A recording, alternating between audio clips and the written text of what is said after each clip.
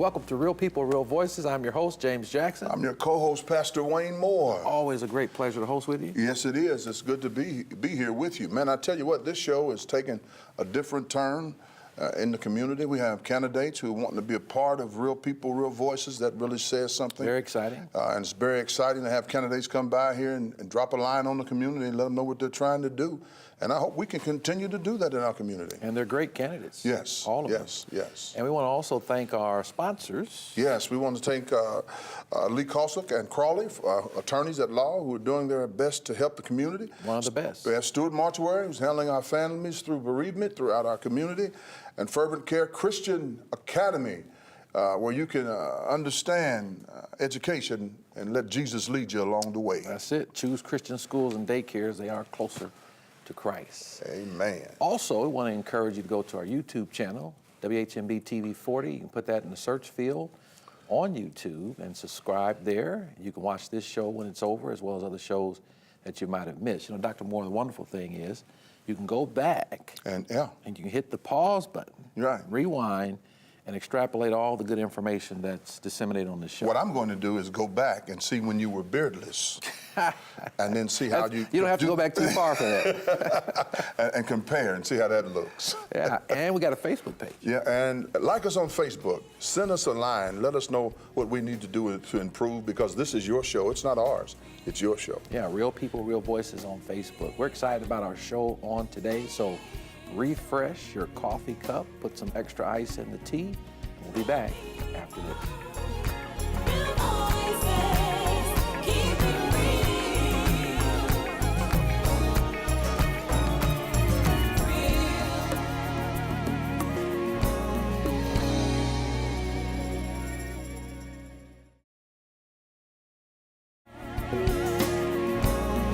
Welcome back to Real People, Real Voices. I'm your host, James Jackson. And I'm your co-host, Pastor Wayne Moore. And we're joined today by Jim Grimes, who is running for sheriff. Yes. In Marion County. Thank you for inviting me. Welcome back. Welcome Not back, a problem. Jim. I appreciate it. It's a good Christian show, and it's good for the community. Yeah. Thank you. We're just weeks away. Yes, about 8 weeks. 8 weeks. Yeah, we got them counting down. Yeah. How you feel about it? I think we feel pretty good. We've been busting our tail out, talking to the people, and taking the actual message out to people. Great, great. We did a trash cleanup on 34th and Shadeland over the weekend. Great. It's things like that. You know, we're not going to sway a lot of different type of people in this election, but if we can prove that just a little bit from each person, you can change this community. Mm-hmm. Yeah. What do you think about the new Justice Center? We definitely need it. I did have some reservations about how it was going to be built and so forth like that, because I think we need to make sure we listen to all the stakeholders, all the community leaders, and some of the mental health people. Is that taking place? Are they listening to? Well, I would like to say yes. You opened that door. I opened the door. You know, I would not make a good attorney because, you know, you never ask the question you don't know the answer to. But I know some of those discussions are being taken place, but I think more needs to be done, only for the fact is this is a once-in-a-lifetime building. And if we don't get it right, we're going to suffer, I think, generations of lost youth. And I'm big on lost youth. I mean, we really got to get these children on the right path. And I think with a good justice center and properly constructed, and I think with the mental health and the drug addiction treatment type facilities that should be attached to it, and going out into communities, which we promoted mobile health units to go out into communities, talk to some of the mental health people, because you're not going to go get all these people into your facility. Yeah. And all that should help reduce your crime. What are you going to do if you're elected sheriff? Well, of course, we've been promoting job training. We've been promoting opiate addiction, trying to get control of that situation. We're really worried about the return rate coming back into the jail. If we bring 60,000 people through the jail a year and 75% return every year, that is just a huge amount of this population that we should be doing things to try to get them not to come in the first place. Once they're into the system, for whatever reason, how can we get them out of the system? Some of this is probably more community-based, but it's ultimately, I think it's going to lead to us having a reduction in crime rate, because our murder rate, as we talked before, our murder rate, our crime rate is rising. Yeah, well, nobody talks about the murder rate, especially when you vowed to the community that I was going to attack that murder rate, and nobody wants to talk about that anymore, because people are finding out that It's not working. it's not working, and it's a different animal, and it's about the hearts and the minds of people.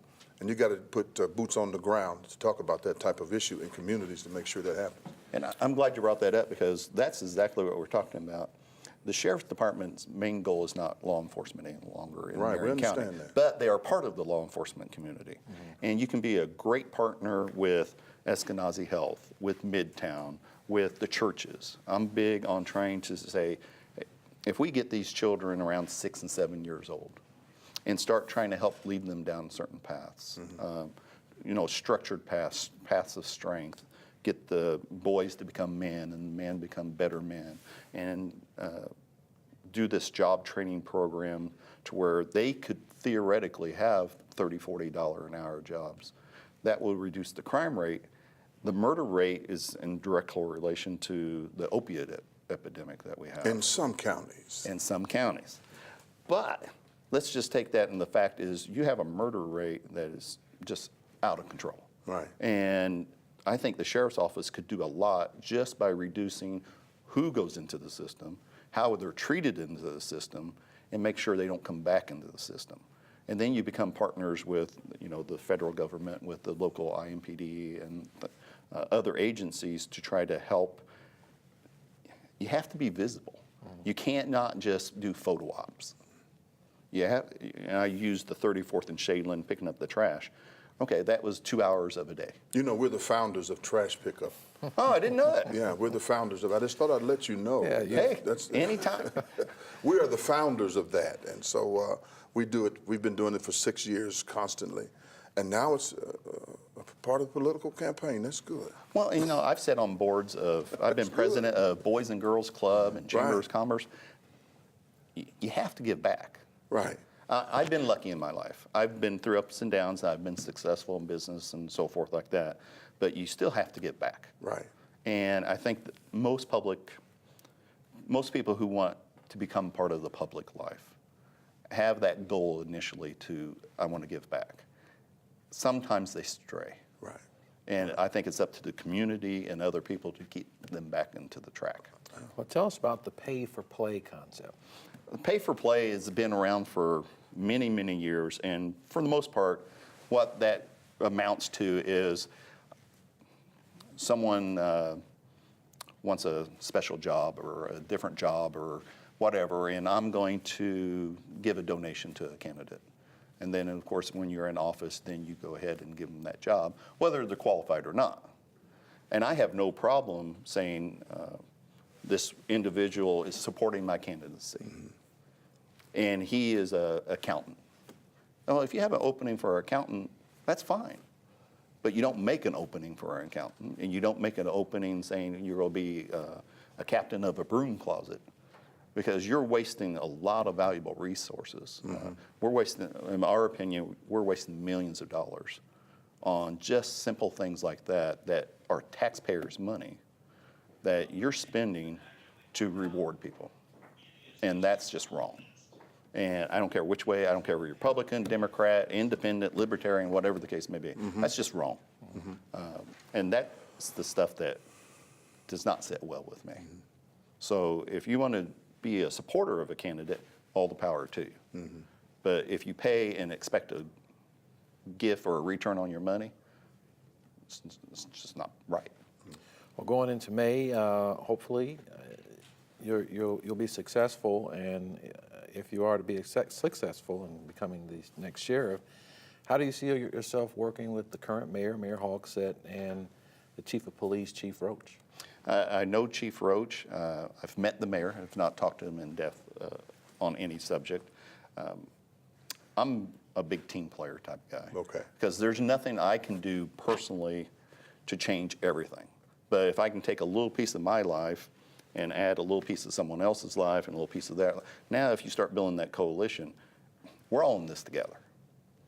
It's the city of Indianapolis, it's Marion County, and whether you're Democrat or Republican, if you don't want what's best for this county, it shouldn't be in your post anyway. If you just look at it as a stepping stone to go to a higher office, hopefully the taxpayers see that. Yeah.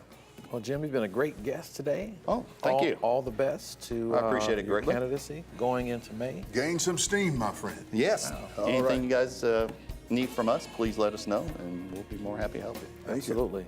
Stay with us. We have more to come. We'll be back after this.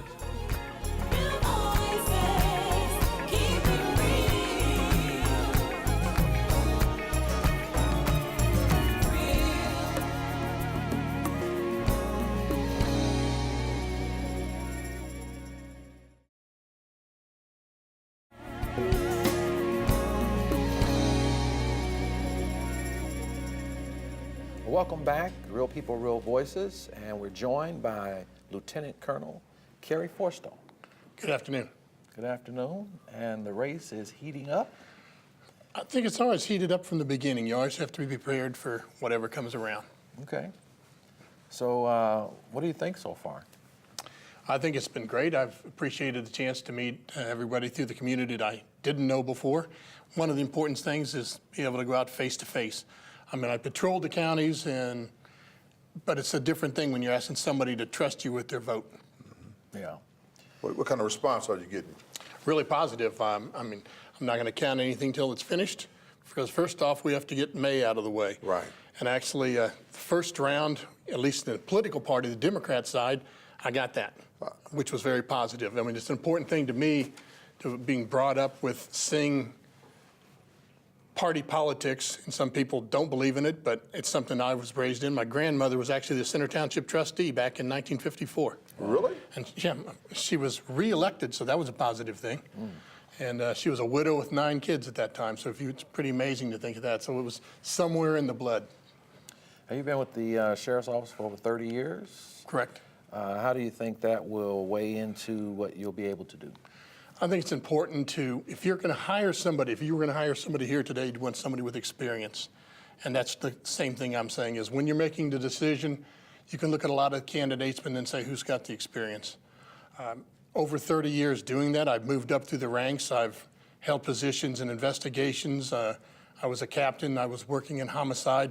But an important position was to learn to be the chief deputy under Sheriff Frank Anderson.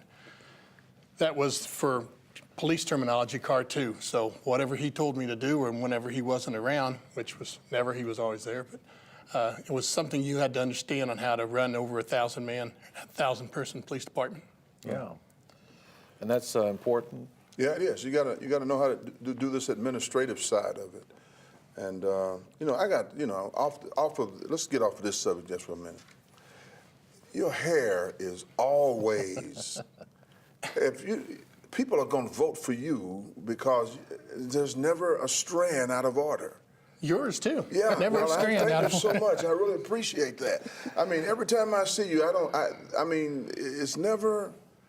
It's always in order. Yeah, it's always in order. It's always. I think in it's just details. As law enforcement officers, we always That's have my been point. details. Detail. Details, If there's a button that needs to be buttoned, we buttoned it. When you went to the academy, you didn't leave a couple buttons undone. So it's details that they've driven into us in over 30 years. How will you bring details to your campaign and run that jail downtown? Well, I think people have known when I was the chief deputy that we hold people accountable.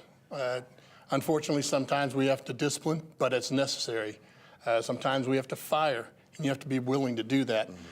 I mean, not everybody's cut out to do this job, and not everybody does it right all the time. And when they're not, you have to hold them accountable. Yeah. Yeah. And there's been some talk about how inmates have been treated down at the jail. Can you kind of tell us about that? And if there's an issue down there, maybe people just don't know. There's a lot of talk about some inmates have committed suicide and various other things. Is that something that we need to be concerned about, or should you become sheriff, is that something you're going to get straightened out? Well, tragically, people who take their life wherever it's at, even in the jail, but we do have people that are in stark conditions. We are a nationally accredited jail. It's not a terrible place to be, but it's still a jail. And I remember Federal Judge Sarah Vance Barker said she wanted constitutional, and that's what it is. I mean, there's people who will call and say, if you can get the door closed, that's good enough. No, that's not it. You know, we're not there to punish people. We're here to hold them until they come in front of a judge and let him or her decide whether they're guilty or not, and then if so, go on to prison. So is there situations in this jail now? I mean, that's one of the reasons the new jail will be built. We need to have visibility. Dark corners of the jail, we've got cameras, but it's still years old. I mean, we need everybody to be visible. We take steps to have people but when someone's telling you some of these child crimes, somebody says you're going to go to the jail for the rest of their life, we have to watch that person. But that is also some of the people that commit suicide because they know that what they've done, once they've pled guilty, is so horrible. And they may also choose to end their life before they spend the rest of it in jail. Yeah. Opiate crisis, big right now. It is. And just a few days ago, couple in their car, children in the back. And amazingly, paramedics and law enforcement officers have the Narcan, which they're able to bring folks back to life. How can the sheriff's office help with dealing with this tragic problem? We have that now. And there is some concern that people have got too lax because they have that pill to save them and bring them back, that shot. Too many people have been given Narcan multiple times, but it's something we want to do and bring them back. But sometimes community ignores it because they're saying if we would have had 5 people overdose and they were saved by Narcan, it's tragic. If we had those save 5 people die over the weekend without Narcan, people would be up in arms. Right. So it's something we have to continue to address. You either are. Yeah, it is. Yeah. And so the opiate, there's going to be some numbers out. It is not as prevalent. It's prevalent, but it's not to the point to where it's just in the outskirts of our city. It's right here now. It's in our community now. And so it's becoming more of a problem. It's gaining a negative steam, if I could say it that way. And it's reaching the black community in record numbers, and it's almost catching up, if I might say, to the white community. And so how are you going to be able to combat the increases of issues going on as it relates to opiates? Well, there's no doubt that it's so highly addictive. Even people who've taken the drugs by choice, they may have had a dental problem and then turned out to be addicted to that. But we have to work with the community and give them other options. One of the things with the new criminal justice building will be that we defer people for the medical side of it. A lot of that use of the drugs turns out to somebody being a burglar because they need that so bad, they'll do whatever possible. So that increases the crime and starts that circle. We want to get people for that way, but people have to have that choice. And often they'll take crime, which is the easier way. So when this jail's built, there'll be 300 beds, to my understanding, and it's still the city council and the mayor that'll make the final decision on what that is, and there's only one sheriff at a time. But their goal is to have at least 300 beds to be able to divert for the medical care. That's great. So, Lieutenant, when folks go to the polls and they're voting for sheriff, why should they vote for you? Well, I think, as I mentioned before, that the fact of my experience is very important. Fact of my experience is very important.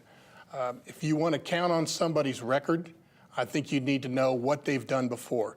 I've been a lifetime Democrat, and this first choice in May is for me to represent the Democrat Party, not just to be your sheriff, but choose the Democrat that you want to have represent you in the fall. And I've been a lifetime Democrat. I've been a law enforcement officer 40 years, chief deputy, and I was a U.S. Marshal for 5 years. I was selected by President Barack Obama, something I never thought would happen, but it was an opportunity to be able to see 60 counties. So I think you can take my track record and look at it and decide, is this the person you trust to run your sheriff's office for another 4 years? Well, thank you for your service, and certainly our thoughts and prayers with the department on the loss of Sheriff Pickett. Praying for all the work you all do. Thank you. And thank you for joining us. We'll be back with the rundown.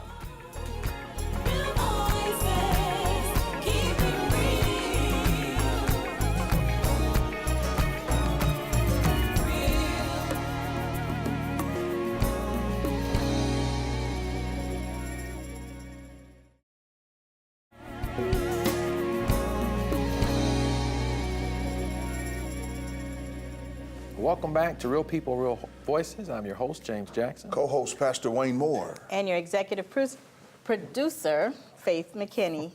You've done an outstanding job in getting some of these folks on the show that we've had. Thank you. You deserve kudos for that. Thank And you so anybody who much. wants to come on this show needs to contact Faith. Absolutely. We have a waiting list, I believe. faith@faithmckinney.com. Yes, we do. We have amazing people Yeah. waiting to get on Real People, Real Voices. You know, this is an amazing show. Jack, you do a great job. I want thank to you. compliment you. Thank you. You're doing excellent. And thank you for dragging me along with you. I appreciate that. Well, and we also want to thank our sponsors. Lee Cosso and Crawley, if you got some issues, give them a call. Stuart Mortuary, who's been handling the city's bereavement for years. Yeah, prearranged. Prearranged this also. And then we have Fervent Care Christian Academy. Christian, clean, caring, Right. and convenient. And take the name of Jesus with you wherever you go. Yeah. And let's not forget Shapiro's. Shapiro's, yes. Providing I can food. still smell. I know, it's in my teeth right now. I can still smell the roast beef and the corned beef out there. And I hope people are enjoying they themselves. always do a wonderful spread. Yes. Yeah. I want to thank our camera crew too. They do a great job making sure that the Shapiro's disappears when it comes.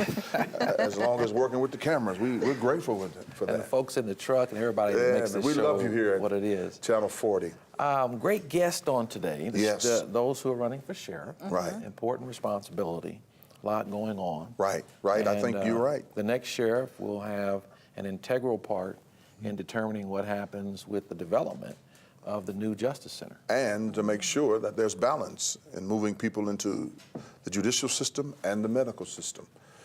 So that's what I'm going to be watching very closely. Yeah. And see how that works out. Yeah, and the fiscal responsibility of the county and this present administration is at stake. Right. Years and years ago, the Indiana State Bar tried to get Mm-hmm. a new jail, Justice Center constructed, and it wouldn't have cost as As much. as it's going to cost now. Yeah. So if we miss this opportunity, We're in trouble. it's going to be a lot more later on because prices continue to go up. And then also, Faith, we ought not to be concerned about people who are who have some words of criticism about it. They have a right to criticize some things. It does not suggest that they're totally against the new system. There's just some things that people are concerned about, and those questions they need to be answered. And I'm pretty sure that in the process of time they will be answered. Yeah. All right. All right, Pastor Jackson, Pastor Moore. Thank you, Faith. Wonderful show. Thank you. Thank you. And thank you all. Don't forget to join us at 5:30 on Sundays and at 8:30 on Friday nights for your weekend. We'll see you next time.